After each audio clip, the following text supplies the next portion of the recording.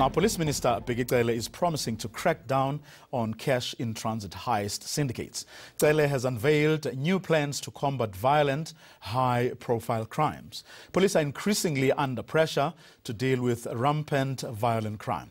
Let's now get some reaction from Hlasinyane Motaung, who is with the Motor Transport Workers Union. Good evening, sir. Thanks very much for joining us. Well, the minister says he has directed top management to adopt an extraordinary approach to deal with these crimes. And among the things he will be doing, he's going to boost the deployment of lieutenant generals in the field and move resources to operational levels and have dedicated teams to track down and arrest wanted criminals. Does that satisfy you that Thank you at very last much. Someone is doing something? Thank you very much, Vuyo. As much as we did not hear that much about the cash-in-transit robberies itself, but we are happy that at least now we will see what we were crying about to say we don't see the visibility of the police when these robberies happens.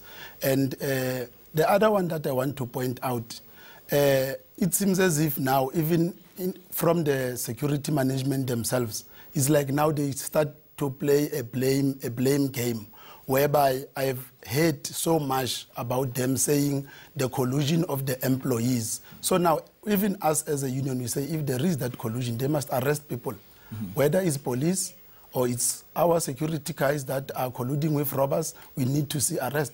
So now, at least now, because they have come to the table, we are happy. Even though I think there is a committee that is there that we are not, or we haven't been invited to as a trade union. But I think after our march and the 13th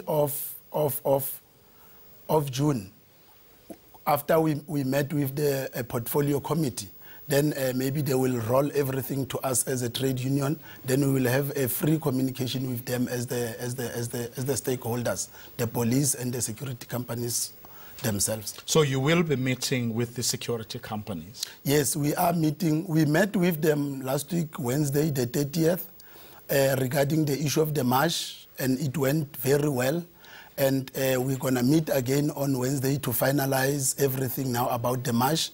And then after that, on the 13th of June, we are going to meet the portfolio committee in Parliament, and we will also put our stance to them in Parliament and what we need to see happening. What do you believe should be happening? In other words, what will you be taking, one, to the security companies and then also to Parliament's portfolio committee? Okay. We wanted the government to regulate this industry, especially when it comes to the issue of the vehicles that are transporting cash.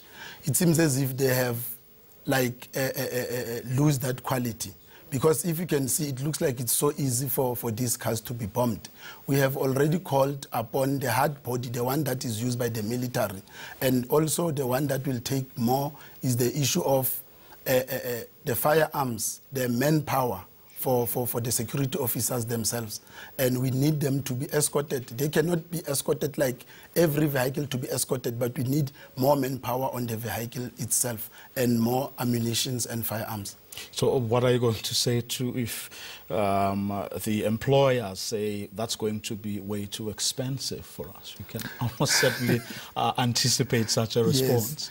Yes. If maybe they can say, because at first, or maybe during all this time, they've been saying to us they have a problem of them applying for licenses that now they find it so difficult because it's been regulated heavily by the government. It becomes difficult for them to obtain licenses. But now if they can change and say it's too expensive, they are making a lot of money anyway. They're transporting money. Now, you want a Parliament to do what exactly? To say, for example, that the cars that transport money should be made of this type of quality material, or anyone who operates should have X number of... What is it exactly that you'll be asking Parliament to do by way of legislation? Exactly, Vuyo. What we are going to ask is for the Parliament to pass a law of regulation, as you have put it exactly right. If they say this is the standard vehicle of cash in transit, we as a trade union, we will make sure that there is no car that will transport money in South Africa that doesn't meet the standard the government has set. That's why we go into Parliament, because now we want them to hear our crisis and help us. Immediately, if they pass any regulation, we will make sure that those companies, they do abide by those regulations. Well, there is, of course. I mean, as you know, the whole issue of inside jobs, which obviously, speaks to your members. What is your attitude as a union towards that? The fact, the persistent belief that a lot of these cash in transit heists are due to inside jobs, basically. I know of a few guys who have been arrested when it comes to that. And I cannot say it doesn't happen. I always say it's things that they say, but it's hard for them to prove it. But we're not saying that they must not arrest. All we need is for them to arrest people who are colluding with robbers. That is all what we can say. They must just arrest all those, our members who are involved there. Yes. Do you believe that these heists are getting more and more dangerous and the thieves are basically becoming a lot more brazen than has ever been the case? Or is it because a few have happened, over the past, couple of months, and then they suddenly give South Africans the impression that they have shot up? I believe that this cash in transit, they've been happening, but unfortunately it was not in this number. I will make an example for last week. On Monday morning, we wake up on a heist in Polokwane at Matlala Road. In the afternoon, another cash in transit robbery happened in Centurion. And then during the week again, it happened, it was a failed one in Mpumalanga.